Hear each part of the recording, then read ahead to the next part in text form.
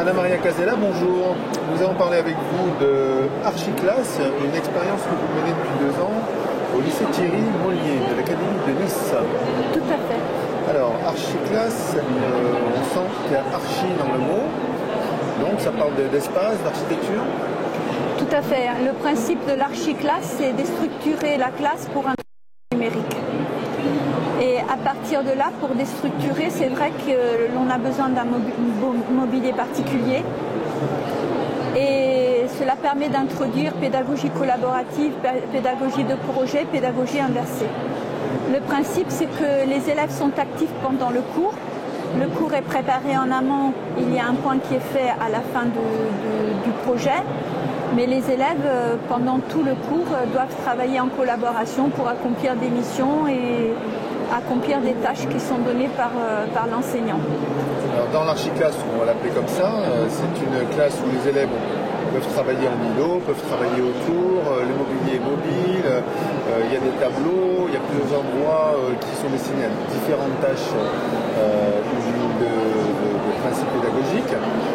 Vous avez commencé à me dire, oui, avec le numérique, il faut que...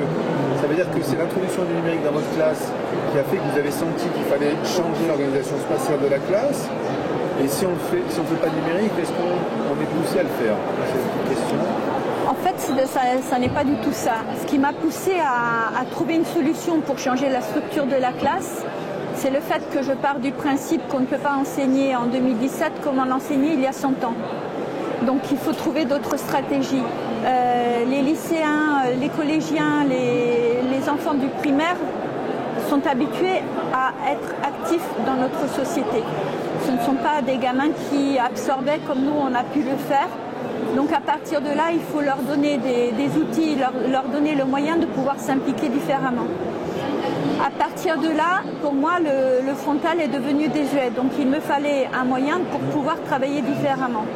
Alors j'ai commencé par déplacer toutes les tables à chaque cours en les positionnant comme un rectangle, où moi je suis dans le rectangle avec les élèves, donc je ne suis plus, on change déjà la posture de l'enseignant. Pourquoi le rectangle? Parce que ça me permettait de mettre en place une interactivité avec les élèves. Et ensuite on redéplaçait les tables pour créer des ateliers. C'est bruyant, c'est compliqué, ça prend du temps.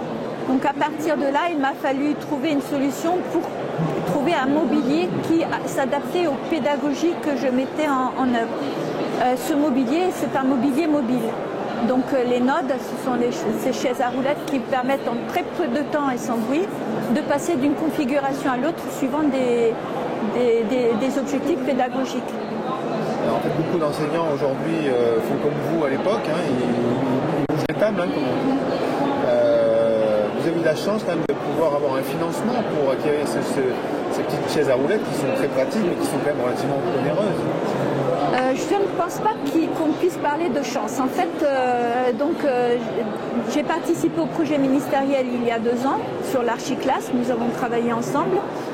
À partir de là, j'ai fait comme tout le monde, comme vous avez dit, c'est-à-dire je déplaçais le matériel traditionnel. Nous avons participé à un appel à projet du ministère à la Caisse des dépôts. Malheureusement, nous sommes arrivés 6e. Il fallait être dans les 5 premiers pour pouvoir bénéficier d'une subvention.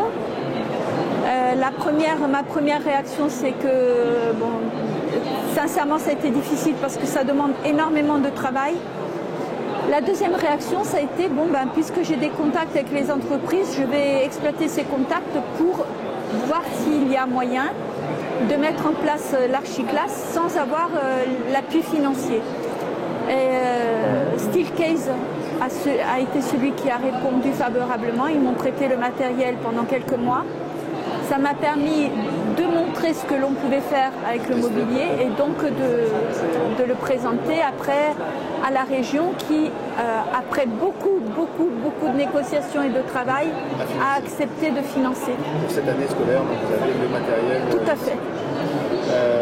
Donc on ne l'a pas dit, donc vous êtes en salle de classe de langue et vous partagez votre espace avec d'autres enseignants de langue, si vous m'avez dit. Alors il y a 2 enseignants de langue, une enseignante d'italien et une enseignante d'anglais qui testent l'archiclass avec leurs élèves. Pour nous, les professeurs de langue, c'est une configuration idéale de travailler en cercle parce que ça permet aux élèves d'interagir. Comment voulez-vous que des élèves puissent communiquer s'ils se tournent le dos? C'est aberrant. Dans un bus. Voilà. La configuration en rond, ça permet aussi... Je n'ai plus d'élèves au fond de la classe. Tous les élèves sont au même niveau. Et c'est intéressant parce que ça permet d'accrocher les élèves. C'est-à-dire, quand l'élève baisse le regard ou quand l'élève, vous le sentez qui n'est plus attentif, vous le voyez tout de suite, vous voyez tout ce qui se passe, vous entendez tout ce qui se passe. Donc vous avez la possibilité de relancer l'élève. Donc cette expérimentation, je l'ai commencée à temps plein en septembre et j'ai fait un bilan avec toutes mes classes où les élèves devaient donner une note de 1 à 5 et à la classe traditionnelle et à l'archiclasse sur 20 items, dont la motivation, la concentration, l'interaction, l'implication, la participation, etc. Et si vous voyez les graphiques, je n'ai même plus besoin de parler. Parce que sur tous les items globalement, l'archiclasse auprès des élèves gagne de 30 à 40 points quand elle n'est pas le double. Et en étudiant les réponses des élèves qu'il faudra que j'affine avec le temps, c'est que je me rends compte que les élèves qui sont le plus en difficulté, qui ne sont pas scolaires, ces élèves qui peut-être sont au fond de la classe, ce sont ceux-là qui donnent la meilleure note à l'archiclasse, parce qu'ils disent c'est plus facile pour eux de participer. Pour les timides, ils disent qu'ils se sentent plus à l'aise. Il faut dire aussi que l'archiclasse, c'est une classe séparée en espaces d'apprentissage, avec un mobilier table haute pour pouvoir avoir une position différente, avec un salon pour travailler la compréhension de l'oral, et très coloré. Donc les élèves arrivent déjà dans un espace coloré, donc dynamique, attrayant. Et le fait, ces chaises, en fait, elles permettent de bouger de gauche à droite, ça crée un balancement et ça permet aussi pour ces élèves qui sont hyper actifs peut-être, ça permet de canaliser de cette énergie.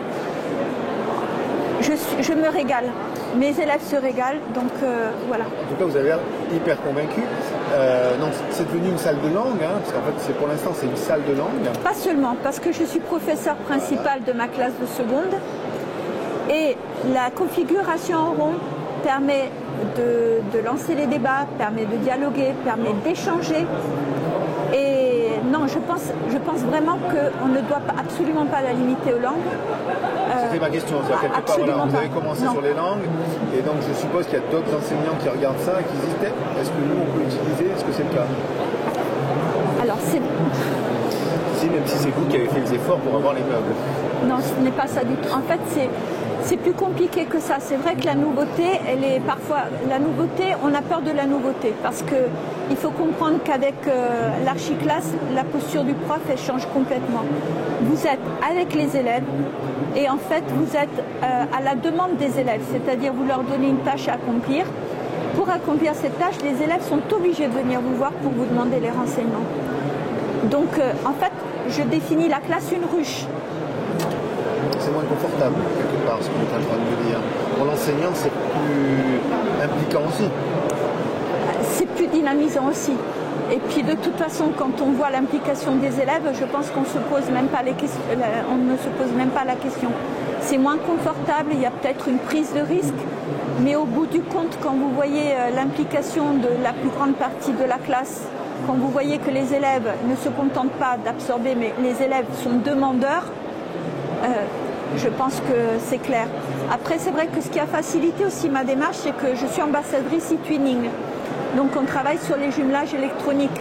On travaille en correspondance avec les Italiens. On fait avec des Italiens et des étrangers de toute l'Europe. Donc on travaille en visioconférence, on travaille sur le dialogue. Donc le fait de pouvoir travailler différemment, c'était une logique. Il fallait. Donc... Je répète ma question, mais différemment. Donc, à l'échelle de l'établissement, est-ce qu'il y a une volonté ou est-ce que vous faites la promotion de cette architecture, de cette archiclasse, auprès des enseignants qui ne sont pas forcément des enseignants de langue? Je suis convaincu que ça peut s'adapter. Est-ce qu'il y a un enseignant en français? Histoire-géographie, il y a un enseignant d'histoire-géographie, un enseignant d'économie. Les collègues en voyant la salle commencent... En fait, en voyant la salle, ils commencent à poser des questions.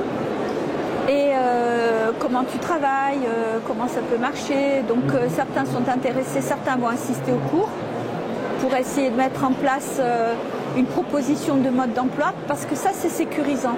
Parce que quand vous découvrez un système différent, si quelqu'un peut vous donner quelques pistes, ça vous permet de l'aborder plus facilement.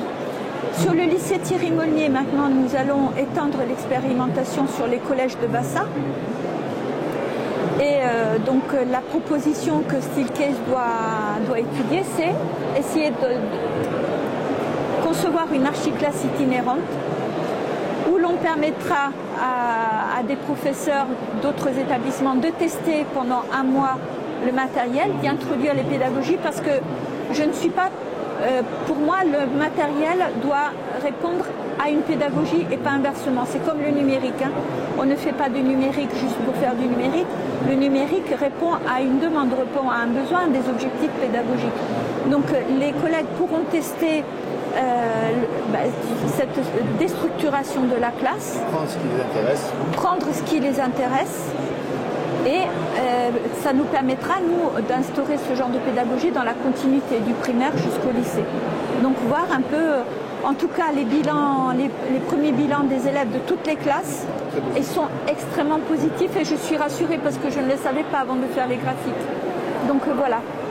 Et les élèves m'ont dit, Madame, archiclasse, c'est archi bien, donc j'adopte. Bon, ben super alors. Voilà. Merci. De rien.